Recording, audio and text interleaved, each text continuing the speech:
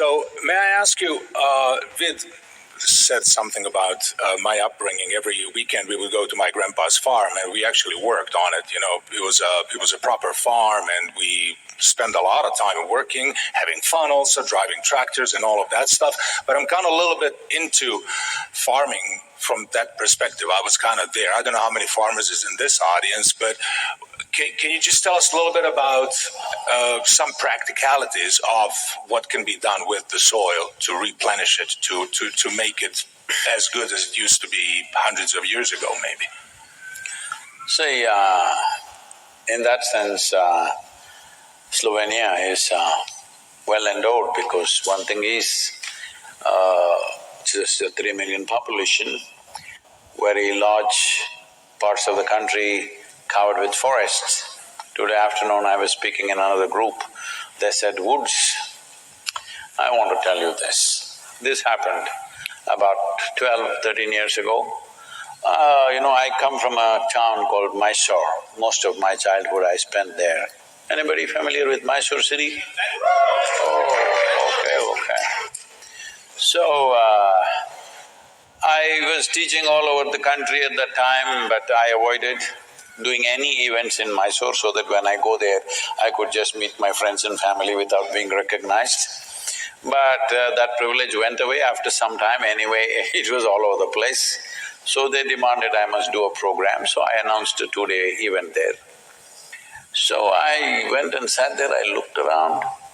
From my kindergarten school, from that time, some of my friends, teachers from my school, from my high school, from my college, teachers, friends, all kinds of people that I knew, they all came to see what the hell has happened to him.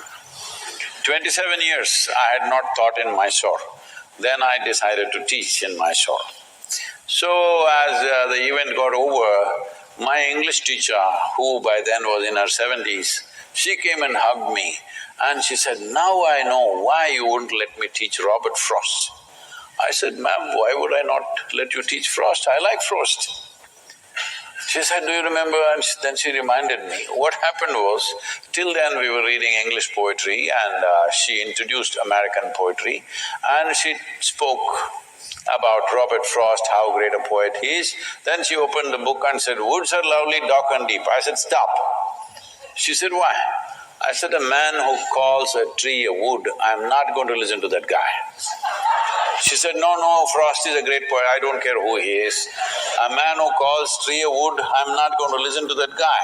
This is like if I'm a tiger, I look at you and think, oh, here is dinner, all right?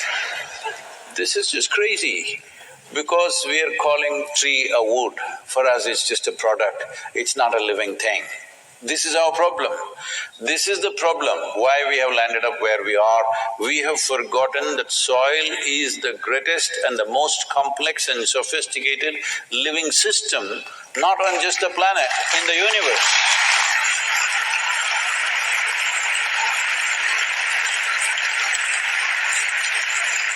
It is not just on this planet, in this universe, in the known universe, we do not know anything like the topsoil of this planet. That's how complex and sophisticated it is. And it is fantastic partnerships between various species and how they function, and the whole chemistry of the planet is managed by them.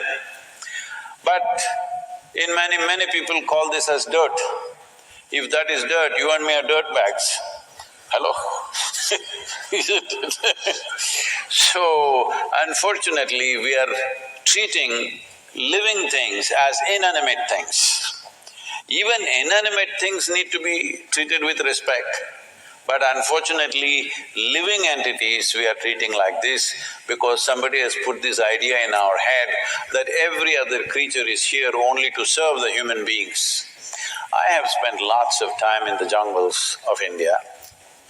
I have spent so much time observing all the different creatures, not just the big ones, the small ones, because the crickets, the grasshoppers, the ants, termites, you better know who they are, because I've been in the jungles, I have had close encounters with tigers, I have very close encounters with elephants, and the Indian wild buffalo is terror, but I've been very close around them.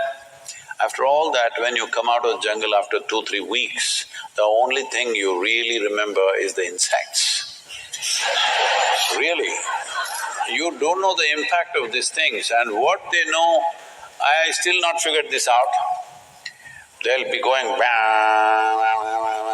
they'll be going exactly at, especially in the rainforest in the south, exactly at 2:30 in the morning, they'll stop.